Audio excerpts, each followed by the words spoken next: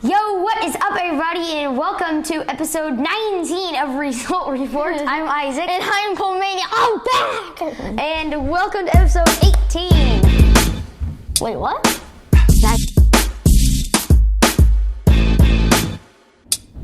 Correction, that was episode 19. Yeah, so we're going to start with the NFL draft, which has been going on the past few days.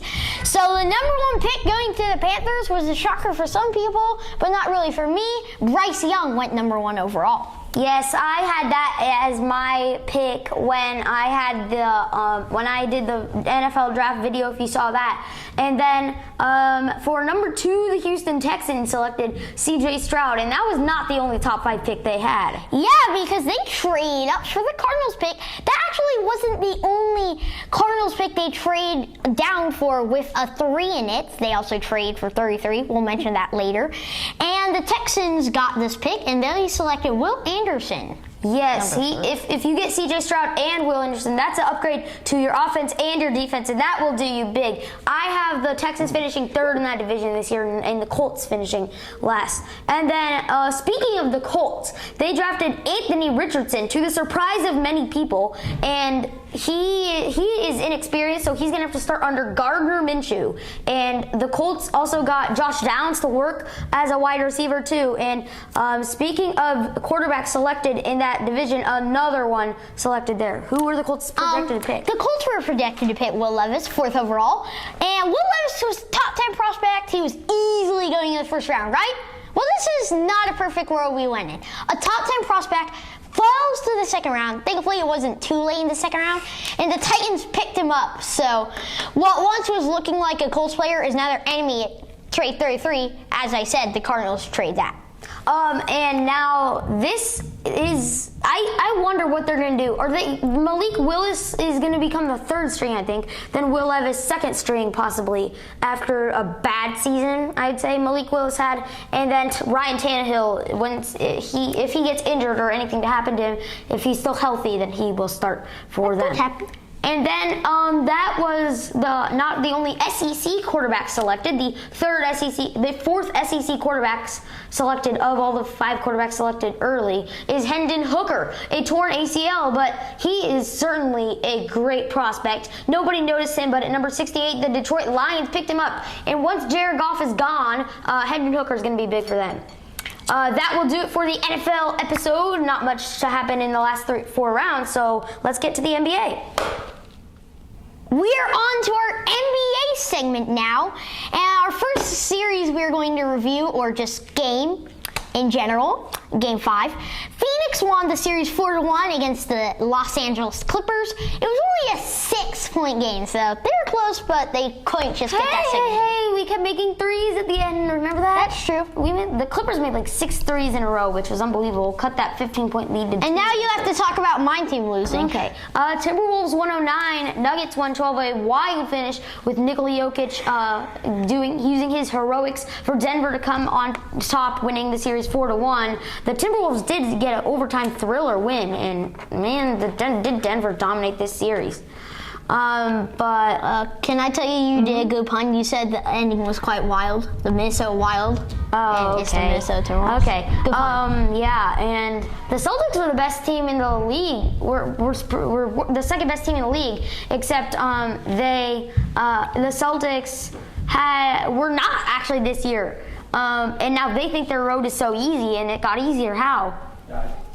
Well, all I want to say is that I'm mad the Hawks didn't win that. I mean, they had a chance. I was like, dang it. I have no idea what you just said. The Celtics just defeated the Hawks to advance to round 2. Do I get Heat, Bucks, and Grizzlies, Lakers?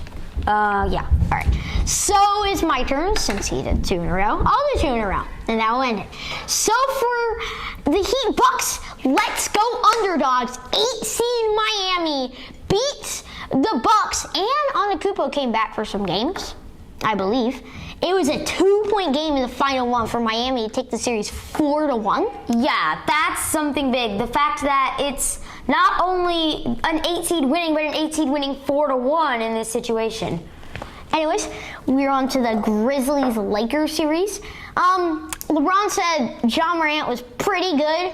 although not good enough because the Lakers kind of dominated the whole series. Final game, 85-125 blowout. Oh, yeah, they won by 40 against the second team in the West, the Memphis Grizzlies. I don't know what happened. The 7 seed is advancing. And so it's the Knicks who will upset the Cavaliers in the first round. And they dominated it on the road. They won game 1 on the road, won game 5 on the road. And then also, Jalen Brunson was going off in that series. So to put the Knicks up 4-1, that makes Spike Lee happy. Now we have the Kings versus Warriors series. Sacramento has forced Game 7. It is still going on right now. And there's a chance if you're watching this video, there's time to hop on and watch that game. The Kings in Game 6 won 118-99. They are trying to come back. Fox is hurt. Let's see what they can do. Yeah, hopefully he can heal in that time. But I was kind of shocked to see the Warriors, who are horrible on the road this year, come into Sacramento, and Sacramento's a good team. And they won by 7, which is just a few possessions. But that win is critical. And then also to see the Kings come into Golden State, maybe the hardest environment to come into in the NBA, maybe. They won by 19. They won dominantly, and I've noticed that they've done a lot better. And when it started with their first game on the road, they lost by 17. Next game, they lost by 1. And now they win by 19. So I think I have Sacramento winning Game 7. How about you? I want Sacramento to win. Is it head versus heart? No, go Sacramento, baby. They're going to win. I hope. Okay. Yes, that will do it for the NBA segment. On to the NHL. I'll see you on NHL. Woo! And now we're on to the NHL segment. I'll start with the Bruins versus Panthers. The Panthers got a great win a few days ago, I believe, and they will force Game 7. So the Bruins, after breaking some records, maybe they'll break a record for most embarrassing time they lost to the Panthers. Yes, we call them the team with no fans. All the fans down in Florida root for the Lightning here, and now Florida, those fans might be switching to Florida now after that series. But still, the Lightning are still in it. They just beat the Maple Leafs on the road 4-2, and they forced Game 6. Toronto now leads the series 3-2, and you've seen the Hurricanes do terrible on the road in the playoffs, but in this series they were 2-1 on the road, right? Yep, I believe. And didn't they win that series 4-2 already? Yes, they did. They made a comeback. After the second intermission, they were down 1-0, scored a goal in the third period, and then got the overtime winner. They only allowed one New York Islander a goal, and then that was pretty big for them, and they can be happy with it. Maybe they're going to be better on the road. Coming in, they had lost 7 straight playoff games on the road, which is really embarrassing. And they also lost game 3, and then the Islanders scored the fastest 4 goals in NHL playoff history. Anyways, speaking of the New York teams, I think the choke is almost over for the New York Rangers. They were up 2-0 on the road, and then what they did was choke. Lost 2 at home, and then they just got shut out by the Devils, and now New Jersey is taking a 3-2 series lead. And then the defending champions were facing elimination. How do you feel about that? That does not feel good if you're the defending champions. I don't know how much pressure they are feeling right now, but they really need to step up. It's Game 7, and it's to the team that was created last year. The Seattle Kraken. The Kraken will go ahead 3-2 in the series, except Colorado is going to force Game 7. Also, a trend we've been noticing, that the Seattle Kraken have scored the first goal every time in this series. In any environment. They lost 4-1 today, still scored the first goal. And I'm sorry to speak about your team, but the Minnesota Wild lost 4-1, blowing a 2-1 series lead. I thought they had the series easily, and now the Dallas has moved on, the third team to do so. They did it last night. And then I had my Stanley Cup pick as the Golden Knights, the best team in the West. How did they do? They did pretty good against those Winnipeg Jets. They won the series 4-1, I believe. And they won the last game 4-1. So, I remember seeing the Kings kind of choke, right? The Kings in which sport? All of them? Because that sounds like the Kings. Okay, the hockey. Oh, the Hockey Kings. Yeah, Edmonton's in the lead now.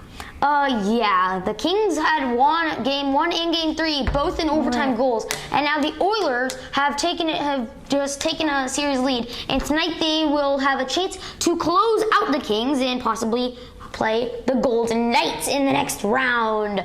That will do it for the NHL segment. Kapow! See you. Thanks for tuning in to episode 19 of Result Reports. Colemania came back. And make sure to like, subscribe, and leave a comment to stay up to date with our channel. Also, don't remember to subscribe to our featured channels over there. And peace out. I'm out.